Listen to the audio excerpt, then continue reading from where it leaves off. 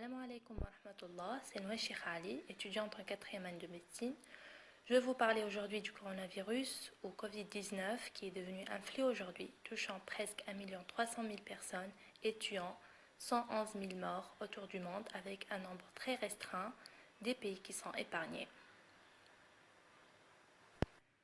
Je vais parler des virus en général. Ce sont des micro-organismes de très petite taille, de l'ordre de 10 nanomètres, c'est-à-dire 1 millimètre divisé par 1 million. Imaginez. En plus de ça, ces petits virus sont inactifs lorsqu'ils se trouvent à l'extérieur des cellules. Et ils sont aussi sensibles à l'alcool, l'eau et le savon, et même parfois à la chaleur. Donc pour les tuer, on peut tout simplement laver les mains régulièrement avec l'eau et le savon, ou bien utiliser les gels hydroalcooliques.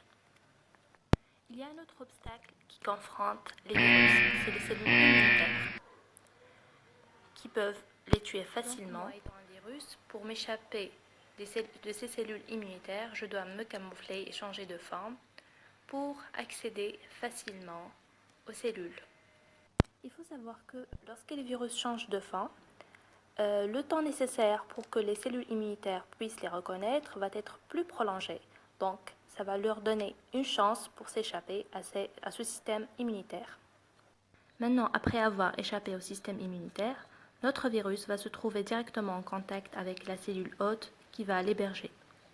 Et puisqu'il est très malin, il va programmer cette cellule pour qu'elle le produise en introduisant son génome ou bien matériel génétique, qui peut être ADN ou bien ARN.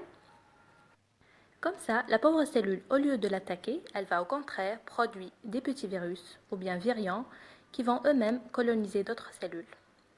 Et le processus va se répéter. Le problème maintenant, que cette cellule va s'éclater à force de produire des virions. Elle s'éclate malheureusement à force de produire excessivement les virions. Ces virions vont bien sûr coloniser d'autres cellules et générer le même processus qui finit par éclater la cellule hôte.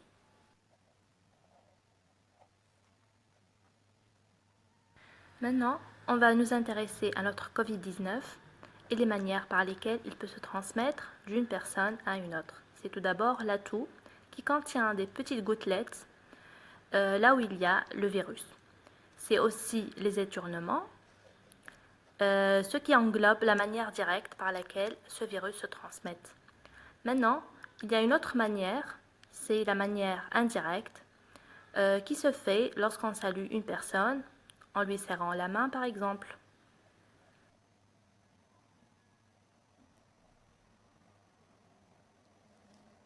La transmission indirecte peut se faire aussi lorsqu'on touche une surface. Ensuite, on touche le visage, plus précisément, les yeux, le nez ou bien la bouche. Comme ça, le virus se transmet facilement et rentre au niveau de pharynx, les bronches et ensuite les poumons.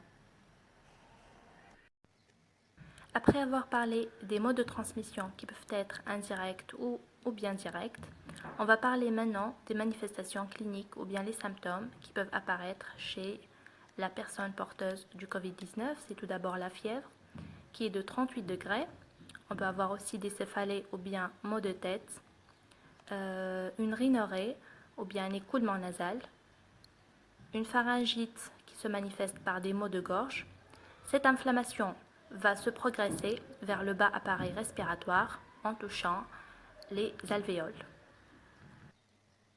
Sachant que la fonction normale des alvéoles est de permettre les échanges respiratoires entre le poumon et l'organisme à travers une membrane très fine permettant la entrée de l'oxygène et la sortie de CO2.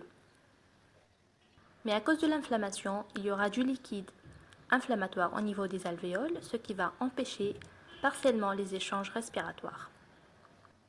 Ceci se manifeste sur le plan clinique par la toux qui cherche à évacuer ce liquide qui empêche la respiration. On peut avoir également de la dyspnée qui est la difficulté respiratoire.